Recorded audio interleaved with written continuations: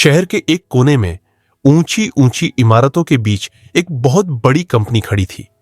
कांच की दीवारें, चमचमाता गेट और गेट के ठीक सामने फुटपाथ पर बैठा रहता था एक भिखारी। गंदे फटे कपड़े, माथे पर धूल जमी हुई, पैरों में चप्पल भी पूरी नहीं और हाथ में एक पुरानी टीन की कटोरी। लोग उसे देखकर नाक सिकोड़ लेते। कोई कहता, काम क्यों नहीं करता?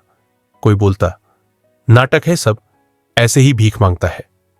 उस भिखारी का नाम कोई नहीं जानता था, सब उसे बस भिखारी कहते थे। वो बोलता भी कम था, सिर झुकाकर बैठा रहता और कभी कभी धीरे से कह देता, कुछ दे दो साहब। उसी दिन कंपनी में हंगामा मच गया। दोपहर के करीब अचानक कंपनी के अंदर शोर मच गया। गार्ड भागने लगे। मैनेजर फोन पर चिल्लाने लगा, सिस्टम डाउन है, पूरा काम रुक गया है, आज का नुकसान करोड़ों में जाएगा। कंपनी का गेट बंद कर दिया गया। कर्मचारी बाहर खड़े परेशान थे और वही भिखारी फुटपाथ पर बैठा सब देख रहा था। वो कुछ नहीं बोला, बस चुपचाप उठकर कंपनी के गेट के पास आ गया। भिखारी को देखते ही गार्ड चिल्लाया, अरे हट यहां से, यहां भीख नहीं मिलेगी। लोग हंसने लगे। भिखारी ने डरते डरते कहा, साहब मैं अंदर जाकर देख सकता हूं क्या? शायद मदद हो जाए। गार्ड हंस पड़ा, तू अंदर? अरे तू अपना पेट संभाल ले, ये कंपनी है। इतने में अंदर से कंपनी का मैनेजर बाहर आया, चेहरा पसीने से भीगा हुआ। भिखारी ने फिर कहा, साहब अगर इजाजत दें तो मैं कोशिश कर सकता हूं। मैनेजर ने ऊपर से नीचे तक उसे देखा, फटे कपड़े, गंदे हाथ और कमजोर आवाज। मैनेजर बोला, ठीक है, लेकिन एक शर्त है। सब लोग चौंक गए। मैनेजर ने कहा, अगर तूने सिस्टम और ज्यादा खराब किया तो पुलिस के हवाले कर दूंगा, और अगर ठीक कर दिया तो जो मांगेगा दूंगा। भिखारी ने सिर झुकाया और बस इतना बोला, मंजूर है साहब। गार्ड ने गेट खोला। लोगों की हंसी के बीच वो भिखारी धीरे धीरे कंपनी के अंदर चला गया। किसी ने नहीं सोचा था कि यह कदम उसकी जिंदगी बदल देगा। कंपनी का दरवाजा बंद होते ही बाहर की हंसी अंदर रह गई। एसी की ठंडी हवा, साफ फर्श और चारों तरफ भागते लोग। बीच में खड़ा था वही भिखारी, डरा हुआ, सिर झुकाए और चुप। लोग उसे ऐसे देख रहे थे जैसे किसी गलत जगह आ गया हो। कोई फुसफुसाया, ये क्या मजाक है? मैनेजर पागल हो गया है क्या? मैनेजर उसे लेकर सर्वर रूम पहुंचा। बड़ी बड़ी स्क्रीन, लाल रंग की वार्निंग लाइट्स और हर तरफ एरर की आवाज। मैनेजर बोला, यही है समस्या, पूरा नेटवर्क बैठ गया है। भिखारी ने कुछ नहीं कहा। वो धीरे धीरे आगे बढ़ा। उसके हाथ कांप रहे थे, उंगलियां गंदी थीं, नाखून टूटे हुए। एक इंजीनियर हंस पड़ा, इन हाथों से सिस्टम ठीक करेगा? भिखारी कुर्सी पर बैठा, पहली बार किसी साफ कुर्सी पर। उसने स्क्रीन को देखा, आंखें सिकुड़ी। कई मिनट तक वो बस देखता रहा। सबको लगा अब रो पड़ेगा, लेकिन वो चुप था। फिर उसने धीरे से कहा, कीबोर्ड मिलेगा? कमरे में सन्नाटा छा गया। समय और डर। मैनेजर घड़ी देख रहा था। केवल 20 मिनट बचे थे।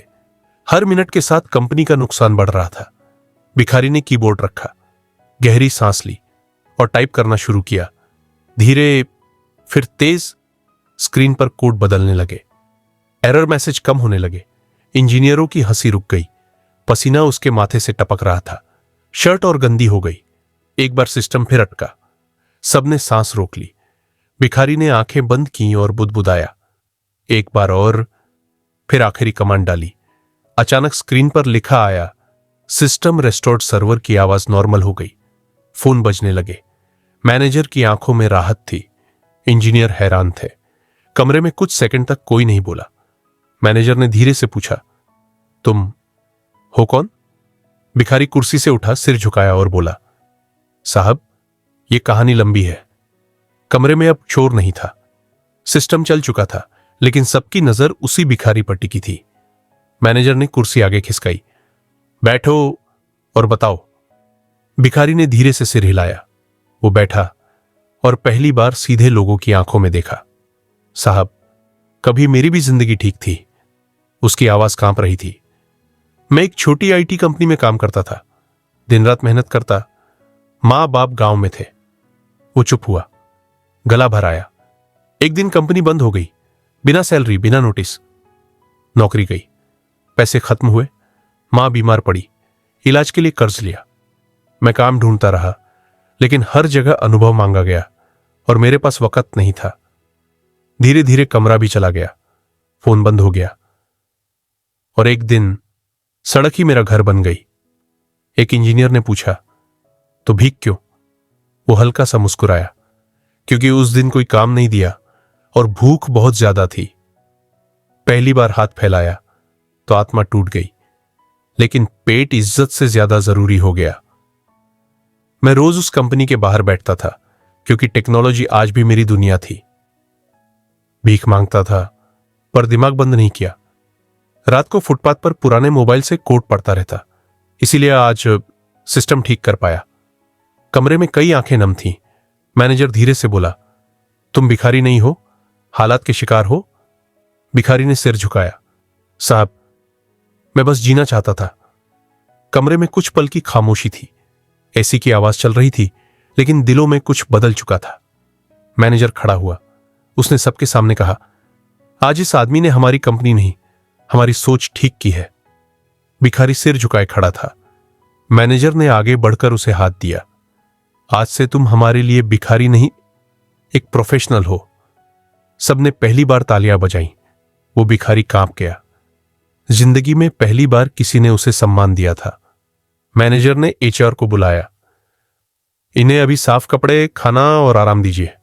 वो बोला, काम कल से शुरू होगा, आज सिर्फ इंसान बनकर रहो। भिखारी की आंखों से आंसू गिर पड़े। साहब मैंने बस मदद की थी। मैनेजर ने साफ कहा, यह कोई एहसान नहीं है, यह तुम्हारा हक है। तुम्हारी स्किल तुम्हें यहां लाई है। भिखारी ने सिर उठाकर पहली बार सीधा देखा। मैं मेहनत करूंगा साहब, कभी शर्मिंदा नहीं करूंगा। अगली सुबह वही गेट, वही सड़क, लेकिन इस बार फुटपाथ खाली था। कंपनी के अंदर एक नया कर्मचारी कंप्यूटर के सामने बैठा था। हाथ कांप रहे थे, पर आंखों में डर नहीं था।